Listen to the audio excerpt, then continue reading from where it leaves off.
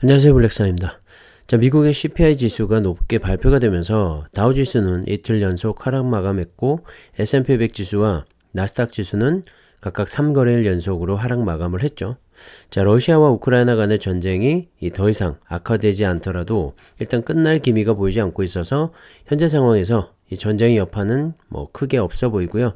자, 오히려 시간이 지나면 지날수록 전쟁이 끝이 날 것이라는 기대감이 커질 수가 있기 때문에 지금보다 더 악화되지만 않는다면 점차적으로 시장에는 긍정적인 영향을 미치지 않을까 생각을 합니다. 자, 며칠 하락한 탓인지 어제 CPI 지수가 높게 발표가 됐음에도 불구하고 시장은 버티려는 모습을 보였고요. 이런 상황에서도 신고가를 경신하는 종목들이 나오고 있다는데 어떤 종목인지도 함께 살펴보시죠. 자, 우선 지난 3월 CPI 지수가 발표가 됐는데 소비자 물가 지수죠. 40년 만에 최고치를 기록하면서 시장에는 또 한 번 충격을 줬습니다. 자, 전년 대비 8.5% 상승하면서 시장의 예상치인 8.4%를 넘어섰는데요. 자, 그나마 다행인 것은 식품과 에너지를 제외한 근원 CPI 지수는 시장의 예상치보다 낮게 나오면서 미국의 인플레이션이 이 정점을 찍었다는 분석들이 나오면서 어제장 나름 선방을 보인 것 같습니다. 3월 근원 CPI는 전년 대비 6.5% 상승하긴 했지만 전월 대비로는 시장 예상치인 0.5%보다 낮은 수준인 0.3%로 발표가 됐죠. 자, 근원 CPI 상승률이 둔화된 건데요. 자, 그로 인해서 시장에서는 인플레이션이 최악은 지났다는 관측이 나오면서 다소 안도감을 준 것 같고 어제장 3대 지수 모두 하락하긴 했지만 그래도 잘 버텨낸 것 같습니다. 자, 어제 미국의 CPI 지수가 40년 만에 최고치를 경신했음에도 불구하고 미 국채 금리는 떨어졌죠. 10년물 국채 금리는 0.07%포인트 하락한 2.71로 마감을 했고요. 자, 2년물 국채 금리도 2.51%에서 4.83%까지 낮아진 2.39를 기록했습니다. 물가지수가 이렇게 급등을 했지만 미국채 금리는 오히려 빠진 건데요. 역시 근원 CPI 지수의 상승세가 멈췄다는 점이 미국채 금리 상승세를 꺾는데 일조를 한 것 같은데요. 다시 말해서 인플레이션의 정점에 도달했다는 안도감과 그 기대감이 반영이 된 것 같죠. 자, 이렇게 미국채 금리의 하락도 어제장 미국 증시 충격을 어느 정도 만회하는 요인이었던 것 같고요. 자, 지난 3월 첫 번째 금리 인상이 단행이 되었는데 다음 달 있을 FOMC 회의 때 보다 강력한 인플레이션 억제 정책들이 나와준다면 이 치솟고 있는 미국의 물가지수가 이제는 정말 꺾여서 내려오지 않을까 생각을 합니다. 자, 이렇게 근원 CPI 지수가 예상치를 낮게 나온 점, 이런 작은 지표들 하나하나가 시장에 미치는 영향은 적지가 않고요. 이렇게 인플레이션이 꺾이는 전환점이 될 수 있을지 앞으로 시장을 잘 지켜봐야 할 것 같습니다. 자, 이렇게 CPI 지수가 발표가 되고 나서 연준의 부의장이죠. 브레이너드는 우리는 통화를 체계적으로 긴축하려고 노력하고 있으며 대차 대조표도 축소할 것이라고 말을 했습니다. 대차 대조표에 대한 결정이 빠르면 5월이 될 수 있으며 6월부터는 대차 대조표가 확실히 축소될 것이라고도 했는데요. 자, 다음 달 연준의 금리 인상폭이 0.5% 빅스텝으로 가는 건 기정사실화가 되었죠. 이제 더 이상 놀랍지도 않고 어제 발표된 CPI 지수의 상승세를 보더라도 당연히 이 공격적인 금리 인상을 하는 것이 합당하다는 생각이 들 정도입니다. 이미 시장은 그렇게 적응을 하고 있고요. 대차 대조표 축소, 즉 양적 긴축과 같은 경우도 처음 파월의 입에서 나왔을 때의 충격, 그리고 얼마 전 이 연준 부의장의 입에서도 나왔었죠. 자, 이렇게 여러 차례 언급이 되면서 시장의 충격을 완화시키고 있는 것 같고요. 어제 부의장의 발언에서는 당장 다음 달 내지는 늦어도 6월부터는 이 양적 긴축을 시작할 것이다 라는 선언과도 같았습니다. 하지만 어제 증시가 그렇게 많이 빠지지 않은 것으로 봐서 양적 긴축에 대한 이야기도 시장에서는 점점 익숙해져 가고 있다는 생각이 들기도 합니다. 자, 그렇다면 당장 다음 달 연준의 FOMC 회의 이후에 오히려 불확실성들이 제거가 되면서 증시 상승에 탄력을 받을 수도 있지 않을까 생각을 합니다. 참고하시고요. 자, 최근 2주 동안 S&P 500 지수는 1.2% 정도 하락을 했는데 이들 500개 기업들 가운데 52주 신고가를 기록한 종목은 99개였다고 합니다. 자, 시장을 이긴 그런 기업들이죠.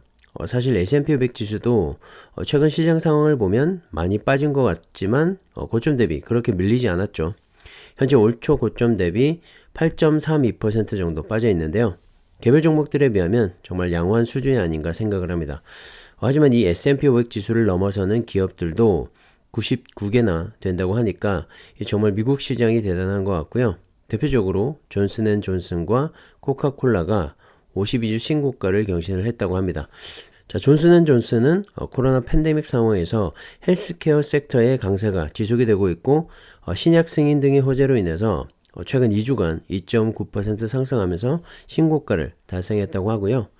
자, 그리고 코카콜라는 최근에 불안한 증시 상황에서 안정적인 이익과 성장 그리고 배당의 매력이 부각이 되면서 역시 52주 신고가를 달성했다고 하네요. 자, 중장기 투자는 역시 미국 투자가 맞는 것 같고요. 여러가지 대외적인 변수로 인해서 불안하고 불확실성이 커져가고 있는데 자, 그럼에도 불구하고 마음이 조급해지거나 불안하지는 않습니다. 여러분은 어떠신가요? 자, 만약에 그렇다면 각자 자신의 포트폴리오를 다시 한번 체크해 보시고요. 가장 안정적인 우상향을 할 수 있는 그런 종목에 투자하시기를 추천드립니다. 은행 이자보다 훨씬 높고 안전하게 투자할 수 있는 미국 지수 추종 ETF들을 다시 한번 추천드립니다. 참고하시고요. 최근에 국내 2차전지 관련주들은 반등을 시작했고 수급도 꽤 괜찮은 편입니다. 2차전지 관련 ETF들도 3월 중순 저점 대비 많이 올라왔죠. 자, 하지만 타이거 차이나 전기차 같은 경우엔 여전히 좋지가 못한데요. 자, 중국의 코로나 재확산으로 인한 상하이 지역의 봉쇄가 2주 넘게 이어지면서 관련 기업들의 가동이 중단이 되고 있고 그로 인한 영향이 주가에도 미치고 있는 것 같습니다. 자, 전기차의 대표 주자인 이 테슬라도 최근에 주가가 많이 빠졌는데요. 자, 미국의 경제 상황도 있겠지만 지난해 이 테슬라 전기차 생산량의 절반을 담당한 상하이 공장이 2주 넘게 셧다운이 되면서 가동을 할 수 없게 된 점도 주가에 영향을 미치고 있는 것 같습니다. 자, 테슬라의 상하이 기가팩토리는 지난달 28일부터죠. 가동이 중단된 상태인데요. 중요한 건 언제 이 봉쇄가 풀리게 될지 모른다는 점입니다. 자, 그로 인한 불확실성이 커져가는 게 가장 큰 문제점이겠죠. 최근에 이 차이나 전기차의 주가가 지지부진해서 걱정들이 많으실 것 같은데요. 자, 일단은 상하이 지역 봉쇄 조치가 풀려야지 주가도 상승할 수 있지 않을까 생각을 합니다. 하지만 전기차의 수요는 꾸준히 늘어나고 있고 2차전지 배터리에 대한 성장성은 변함이 없기 때문에 힘드시더라도 조금만 더 기다려보라고 말씀을 드리고 싶고요. 차이나 전기차와 함께 국내 2차전지 관련 ETF도 꼭 관심을 가지고 투자해 보시기를 추천드립니다.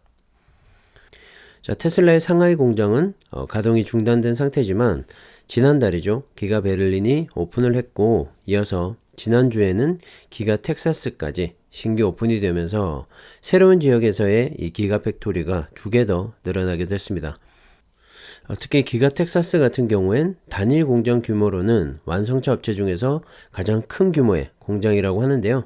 자, 여기서는 테슬라의 4680 배터리도 함께 생산이 될 예정이어서 기대가 크죠. 자, 일론 머스크는 올해는 스케일업에 집중하겠다고 밝혔는데요. 자, 안정적인 대량 생산을 먼저 하겠다는 말이죠. 자, 그리고 나서 내년에 사이버트럭과 로드스터 등의 이 신형 모델들의 출시도 언급을 했는데 자, 이렇게 전기차를 이끌어가고 있는 테슬라의 성장이 바로바로 눈에 보이죠. 특히 올해 2개의 공장이 추가가 되면서 생산 캐파도 앞으로 2배 넘게 늘어나게 될 것이고 본격적인 전기차 시대의 수요를 감당하기 위해서 정말 노력 중인 것 같고요. 자, 이런 테슬라의 성장은 곧 2차전지 배터리 산업의 고성장과도 이어지기 때문에 더욱더 반가운 소식인 것 같습니다. 매년 매분기 성장하고 있는 테슬라인데요. 자, 이런 성장을 바탕으로 앞으로 완성차 시장에서 5대 중에 1대는 테슬라가 될 것이라는 목표도 세운 만큼 앞으로의 테슬라가 더욱더 기대가 됩니다. 자, 2차전지 배터리 산업은 이런 전기차 산업의 성장으로 인한 구조적인 성장을 할 수밖에 없고요. 자, 앞으로 전기차를 넘어선 새로운 에너지원으로 주목을 받으면서 새로운 산업을 이끌어가지 않을까, 만들어가지 않을까, 그렇게 생각을 합니다. 긴 호흡으로 투자하시기를 다시 한번 추천드립니다. 자, 오늘은 여기까지 하겠습니다. 감사합니다.